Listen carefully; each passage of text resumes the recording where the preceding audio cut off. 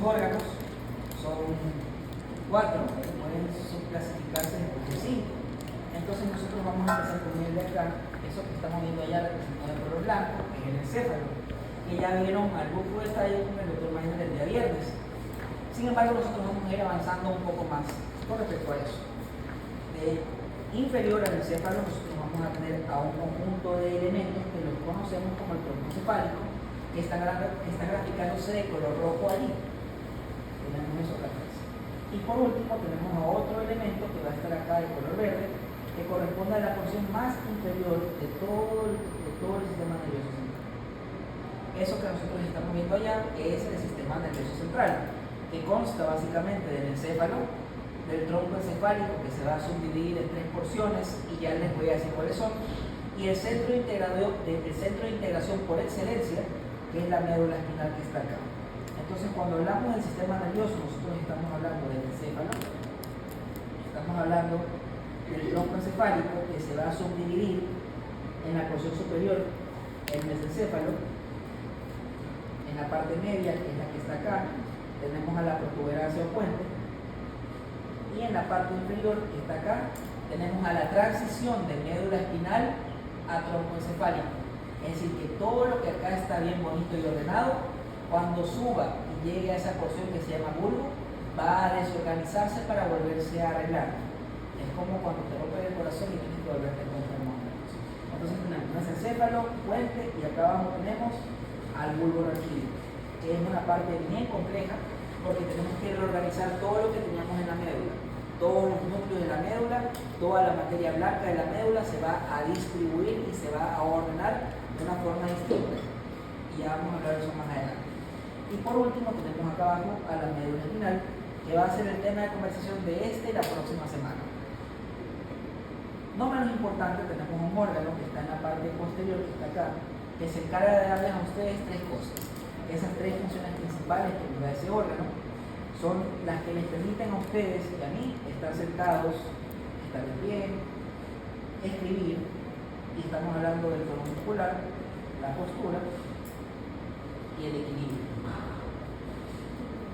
Y el elemento que se encarga de cuidar o regular el tono muscular, que es la resistencia activa al estiramiento pasivo, eso usted lo va a estudiar con mucho detalle con el doctor Humberto Ferretti. La postura y el equilibrio es este órgano que está acá, que se llama cerebelo.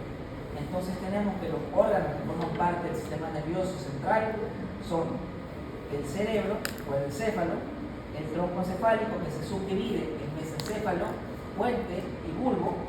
Tenemos a la médula espinal, y en la parte posterior tenemos al órgano responsable de regular la resistencia activa, la postura y el equilibrio. Y la diferencia entre postura y equilibrio es que la postura es la que va a hacer que ustedes, cuando se caigan, se vuelvan a levantar. Si tú pones a un animal boca abajo, ese animal se va a poner boca arriba de forma natural. Esa es la postura. Entonces, ¿qué más tenemos que hablar de esto? Muchas cosas. Nosotros empezamos a hablar de esto, de la médula espinal. La médula espinal es el primer órgano del que vamos a escuchar atrás.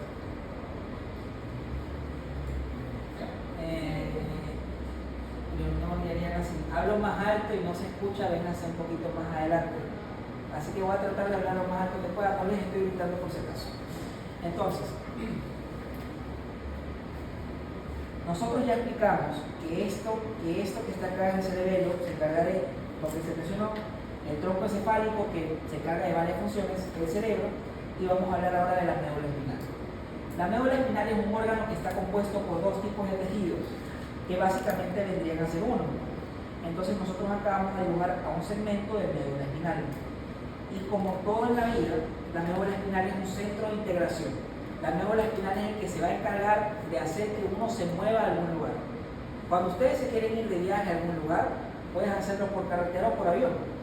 Uno es rápido y el otro es lento. De esa forma trabaja el sistema nervioso también.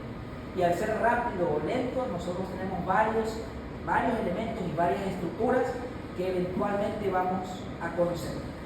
Sin embargo, la médula en la parte interna va a tener algo que ya vamos a explicar qué es, que se conoce como materia gris, y vamos a tener a otra parte que se conoce como materia blanca. Entonces nosotros vamos a tener materia gris y materia blanca, pero ¿qué es eso? Ya voy, no te preocupes. Lo primero que vamos a tener es que en la parte de adentro, en la médula, nosotros encontramos diferentes elementos. Esta parte que estoy señalando de color rojo es lo que nosotros vamos a conocer como las astas de la médula espinal. Y el asta de la médula espinal es la porción donde yo encuentro a las neuronas. Entonces, adentro de las astas yo voy a tener unos circulitos.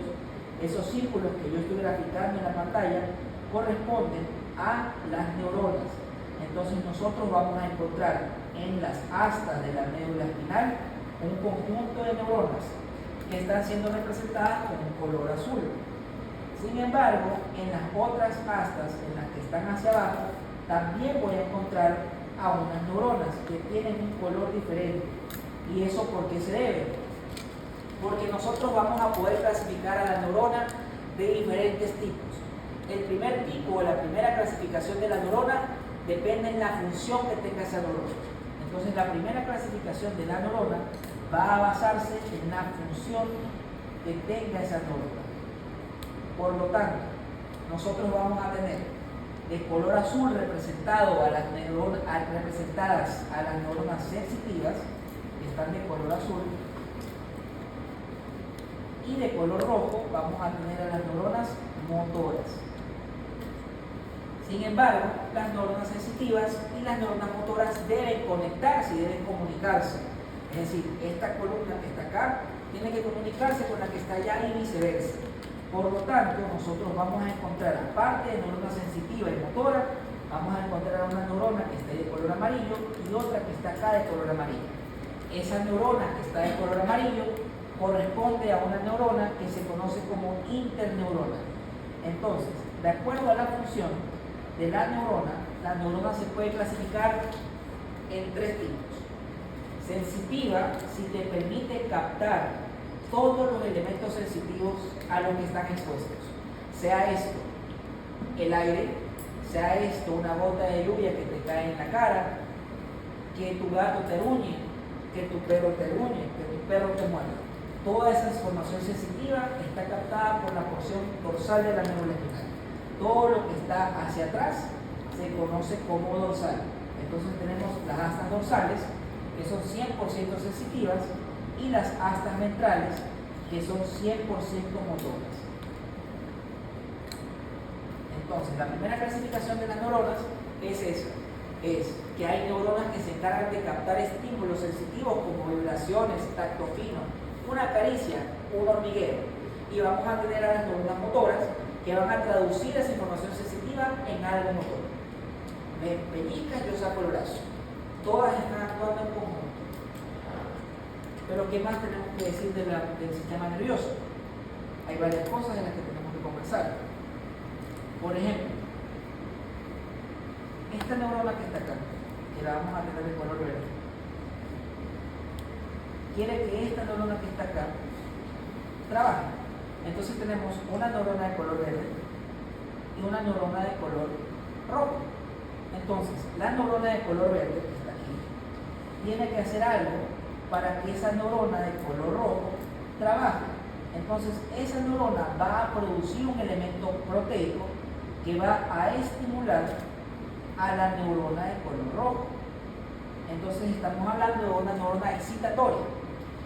Y si yo quiero que esa neurona que está acá de color rojo inhiba la acción de la otra neurona, que vamos a tener acá a otra,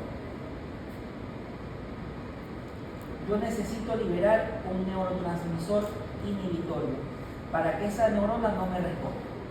Entonces aquí tenemos otra clasificación de las neuronas, dependiendo del neurotransmisor o de la proteína que haga esa neurona. Por un lado, sabemos que las neuronas pueden ser sensitivas, motoras o interneuronas, y de acuerdo a la función que tenga, esa neurona puede ser, o dependiendo del neurotransmisor, esa neurona puede ser una neurona excitatoria o una neurona inhibitoria. Entonces, de acuerdo al neurotransmisor que se secreta, la neurona puede ser inhibitoria, excitatoria de color verde,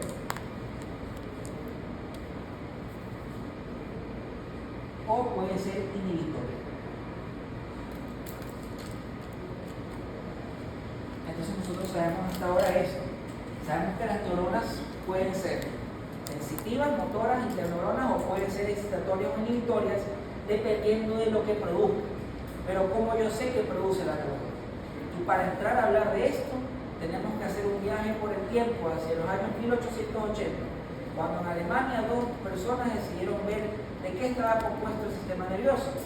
Y es así como tenemos a dos personas. Tenemos a Franz Niesel y a Carl Weiger III. Entonces, vamos a empezar a hablar de nuestro amigo Franz Niesel. Franz Niesel era un alemán, y Franz Niesel se encargó de hacer una atención especial. ¿Para qué? Para que yo pueda ver todo lo que esté adentro de la norma. Cuando damos la teoría, les voy a enseñar las placas, porque es más teórico. Entonces vamos a tener aquí que la atención de Niesel permitió que yo pueda ver a ese elemento que estamos viendo allí, que se conoce como el núcleo. Entonces eso que vemos allá corresponde al núcleo de la neurona. Entonces, gracias a la atención de Niesel, nosotros sabemos que esa neurona tiene un núcleo. Gracias a la atención de Niesel, sabemos que en esa neurona hay material genético que va a encargarse de producir la proteína, como estamos viendo acá. Pero de forma adicional, la atención de Niesel se encargó de hacer y demostrarme otra cosa. La atención de Niesel a mí me demostró que, aparte de tener el núcleo y el nucleolo, esa neurona tenía y tiene otros órganos que van a estar conectados con el núcleo, como estamos viendo acá, de ese color morado. Entonces la atención de Niesel me demostró que, aparte de tener un núcleo, esa neurona tenía orgánulos, y esos orgánulos son los que nosotros estamos viendo allí de color morado. Y aparte nosotros teníamos a otro orgánulo que lo vamos a tener acá de un color de un morado distinto, que es un poco más brillante. Eso que estamos viendo allí se conocen como ribosomas, y dependiendo de la cantidad o de la presencia de ribosomas, nosotros hablamos de este orgánulo que está acá, que se llama retículo endoplasmático. Entonces tenemos que el retículo endoplasmático puede ser liso si no tiene ribosomas, o puede ser rugoso si cuenta con la presencia de ribosomas. Entonces la atención de Niesel me enseñó a mí que la neurona era una célula como cualquier otra, es una célula como cualquier otra, que tiene la capacidad de hacer síntesis proteica y que tiene la capacidad de ordenar lo que va a hacer. Si la neurona quiere que un músculo se contraiga, va a generar un neurotransmisor excitatorio, lo que la convierte en una neurona excitatoria.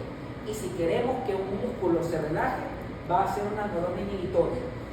Y por eso es que Niesel dijo, bueno, esta célula tiene núcleo, tiene un retículo endoplasmático y tiene ribosomas. Y eventualmente esos ribosomas van a estar haciendo algo, van a estar en un proceso de síntesis proteica, que lo podríamos ver graficado así.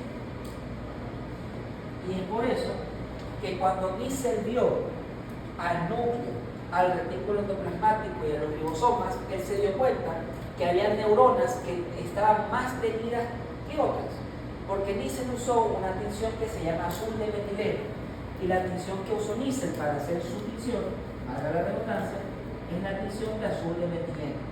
Entonces la tinción de azul de metileno me permitía ver a mí, la tinción de azul de metileno me sirve a mí para ver qué cosa, para ver la cantidad de síntesis proteica que una neurona tiene. Y es por eso que Niesel le puso de apodo a todo esto, y a todo esto me refiero a qué, al retículo endoplasmático rugoso y a los ribosomas, como los cuerpos de Niesel. Entonces, cuando una persona les diga a ustedes qué son los cuerpos de Niesel, los cuerpos de Niesel son los orgánulos que tienen o que están demostrándome que hay síntesis proteica. En este caso, los orgánulos que demuestran que hay síntesis proteica son los ribosomas y el retículo endoplasmático rugoso. Entonces, la tinción de Niesel me servía a mí para comprobar que la célula del sistema nervioso es célula porque tiene núcleo, membrana celular y citoplasma. Y aquí es donde vemos otra cosa. En ese mismo momento, otra persona que tenía el nombre de Carl Weiger decidió usar otra tinción que estaba hecha a base de hematoxilina y eosina, porque la familia Weiger fueron los que se encargaron de patentar a la hematoxilina y a la eosina como las tinciones por excelencia de la mayoría de los órganos. Es por eso que ustedes usan hematoxilina y eosina para teñir prácticamente todo. Y así como ellos se encargaron de hacerlo para todos los órganos, en la tinción de Bayer se tiñó específicamente eso. En la tinción de Bayer, con la tinción de Bayer, nosotros fuimos capaces de darnos cuenta que esa neurona, como la que estamos viendo acá, tenía y tiene un elemento que lo vamos a ver así. Eso que ustedes están viendo allí es el citoplasma de la célula.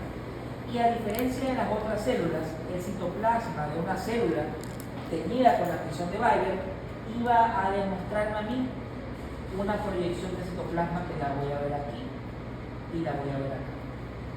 Entonces, la tinción de Nissl me da a mí y me permite observar el núcleo y los orgánulos responsables de la síntesis proteica, mientras que la tinción de Bayer me permitía observar y conocer al citoplasma.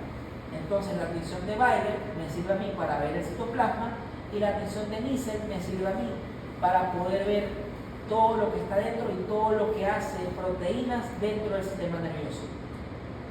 Sin embargo, esto no queda aquí. Bayer y Nissl combatieron todo y pasaron los años. Llega una gran guerra, la gente se mata por aquí, se mata por allá, después descansan, y mientras estaban descansando un español y un italiano decidieron ponerse a ver qué más tenía el sistema nervioso para ofrecernos a nosotros, y por esa razón se utilizaron más tinciones que usaban otros metales como el oro y como la plata, tinciones pesadas, y esas tinciones con oro y plata nos dan dos nombres: Santiago Ramón y Cajal y Camilo Golgi. Y ahí es donde entramos a otra clasificación de las neuronas como las que tenemos allá. Ya tenemos dos, de acuerdo a la función y de acuerdo al neurotransmisor que se secreta. Sin embargo, vamos a venir acá y voy a agarrar esta neurona, que esto de aquí lo agarro, copiar y pegar, copio, pego, hago chiquito, copio, pego, hago chiquito. ¿Cuál es la diferencia entre estas dos? No lo vamos a hacer más. La diferencia entre estas dos radica en algo que no hemos visto todavía, que vamos a ver ahora. Entonces, ya dijimos que con la tinción de Nissl nosotros teníamos núcleo, citoplasma, elementos proteicos, y con la tinción de Bayer nosotros éramos capaces de observar esto que se está haciendo alargado aquí. Eso que ustedes están viendo corresponde a un axón. Y Camilo Golgi, se dio cuenta que había neuronas como estas que tenían una proyección corta y neuronas como estas que tenían una proyección larga. Y después nos dimos cuenta que las neuronas con la proyección larga serían para circuitos más complejos. Cuando ustedes hablan de la vía espinotalámica, estamos hablando de neuronas de axón largo. Cuando hablamos de neuronas de la vía del disco medial, estamos hablando de axón largo. Cuando hablamos de las espinocerebelosas, estamos hablando de axón largo. Todas estas vías o todas estas neuronas con el axón largo me sirven para comunicar algo distante. Si ustedes recordarán por la clase del día viernes con el Dr. Maynard, ¿dónde se hace consciente la información del dolor, la temperatura y el placer? En la corteza cerebral. Y todo eso se capta desde la piel. Entonces, como se capta desde la piel y tiene que llegar a la corteza sensitiva primaria, necesitamos axones largos que transporten todo eso. Y así es como nosotros encontramos a las neuronas involucradas en estos transportes largos, conocidas como neuronas de tipo Golgi 1, y a las neuronas de circuitos cortos, que son los que están relacionados con la visión y la audición, que son las neuronas de tipo Golgi 2. Entonces, cuando nosotros hablamos de neuronas largas que se emplean en vías como el sistema anterolateral, la vía espinocerebelosa, la vía del disco medial, nosotros hablamos de estas neuronas con axón largo o Golgi 1. Y cuando hablamos de neuronas con axón corto, estamos hablando de circuitos locales, visión y audición. Y ahí nosotros tenemos neuronas de tipo Golgi 2. Entonces, hasta ahora, nosotros hemos conversado sobre tres clasificaciones con la última. La primera, de acuerdo al tipo de neurona que tienes, sensitiva, motora o interneurona. Segundo, si es excitatoria o inhibitoria dependiendo del neurotransmisor que se secreta. Y ahora, por la longitud de la acción, que lo vamos a ver más arriba. Entonces, esas neuronas que están ahí, que ya sabemos que son Golgi 1 y Golgi 2, van a ir y van a subir hasta acá arriba para ayudarnos con esta clasificación.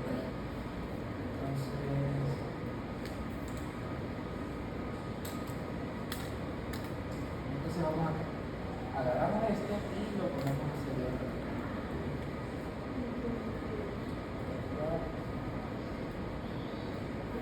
Entonces tenemos a estas neuronas que tienen un axón corto. Las neuronas con el axón corto se conocen como neuronas de tipo Golgi 2 y las neuronas de tipo Golgi 2 no serían para los circuitos locales, audición, visión. Y la que está aquí al lado, que tiene un axón largo, son las neuronas involucradas en la vía del dolor y la temperatura, que son Golgi tipo 1. Entonces tenemos, de acuerdo al neurotransmisor que secreta, de acuerdo a la función y de acuerdo a la longitud del axón. Y de acuerdo a la longitud del